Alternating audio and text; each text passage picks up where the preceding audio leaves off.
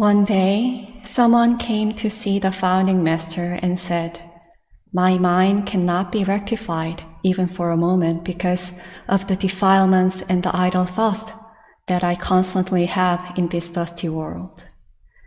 I want to rectify that mind." The founding master replied, "The method for rectifying the mind is first to awaken to the original foundation of the mind, and then to be impartial when using the mind. If you wish to understand why this is so, you must try to study this question."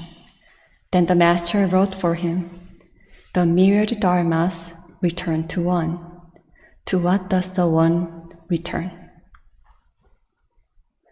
Why do you think the master gave him this question? What does the Myriad Dharmas returning to one have to do with the method for rectifying the mind that has constant defilements and idle thoughts? In that question, the Myriad Dharmas mean the myriad phenomena, all things in the universe. The defilements and the idle thoughts are a part of the Myriad Dharmas. So, to what does a thought or a feeling that arises in our mind return? Let's reflect on our mind. Any thought or feeling, as long as we are not attached to it, naturally vanishes of itself. In other words, it returns to its source. What do I mean by the source? It is not a difficult thing to grasp. In each and every one of us, there is this thing, and because we have this thing, emotions and thoughts can arise from it. If we don't have this thing, if there is completely nothing, this body would be nothing but matter, and then emotions and thoughts couldn't arise. However, when we ask ourselves, what is this thing? We cannot really find an answer that hits the mark. It cannot be described in its entirety. It's not a fixed substance. But is it non-being, non-existence then? If it's non-being, how would I be able to speak right now? So it's not non-being either. That's why we say it transcends being and non-being. All kinds of minds arise from it. It holds the potential for all kinds of minds to arise. We call this source the nature, or the self-nature, meaning it is as it is naturally by itself, or the original nature, or the truth, or the ill one. This source is expressed as one in the phrase, "The Myriad Dharmas return to one." The Myriad Dharmas return to one means that the one, which transcends being and non-being, is the source of the Myriad Dharmas. All kinds of minds arise from it and returns to it. So far, I've only talked about how the Myriad Dharmas return to one in our mind world. How about all other things in the universe?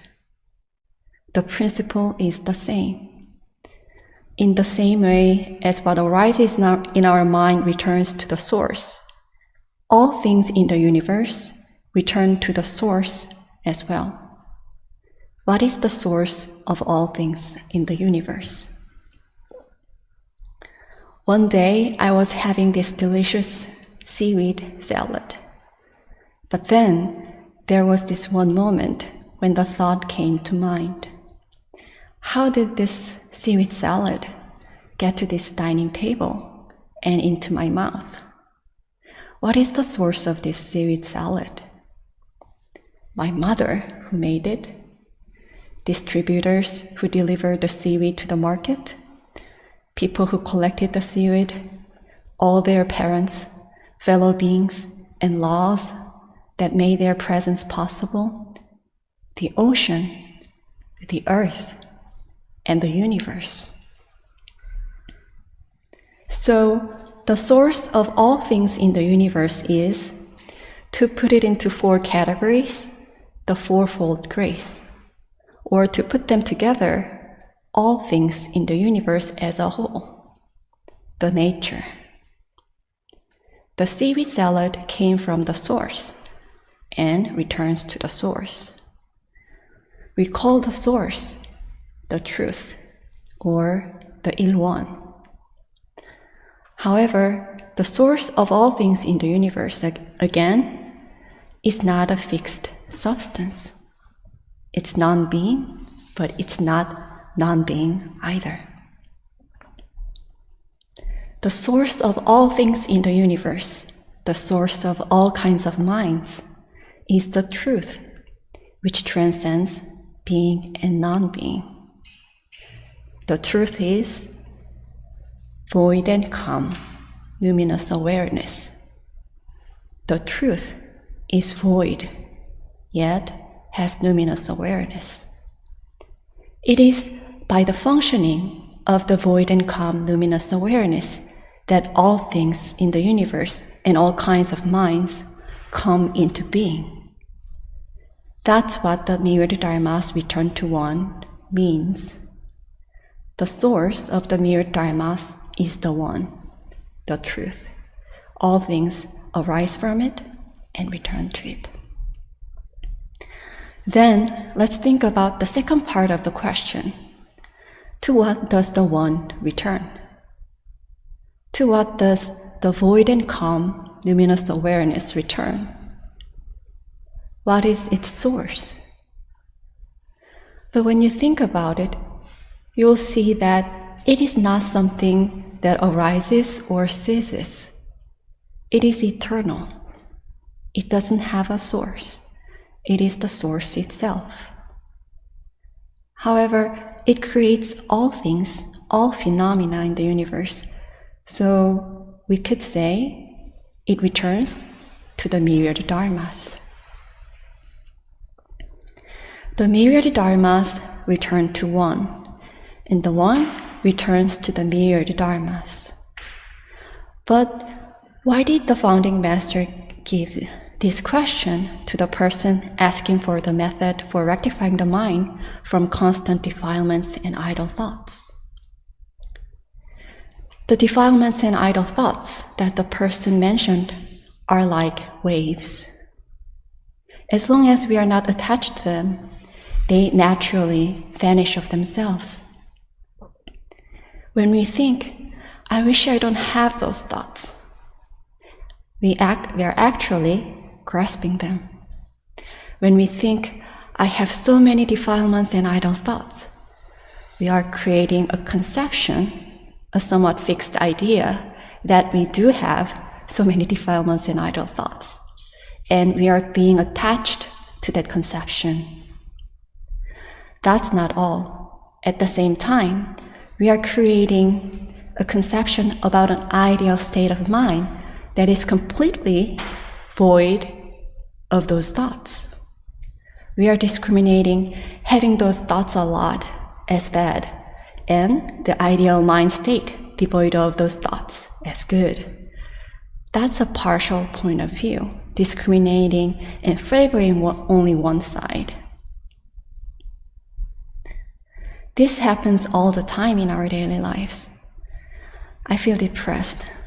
I don't want to feel that way. I feel tired. I don't want to feel tired. I'm anxious, but I wish I don't have anxiety. I'm always like this way. I wish I'm not. All these are conceptions created by our minds. These are what cause us deeper suffering. And we constantly discriminate one as bad and the other state as good. As long as we have these fixed conceptions, these conceptions become like a prison that we cannot get out of. it becomes even harder for us to become free from these feelings and thoughts. Knowing the principle of the nature, if we are not attached to the conception about these minds that arose and discriminate, they vanish themselves.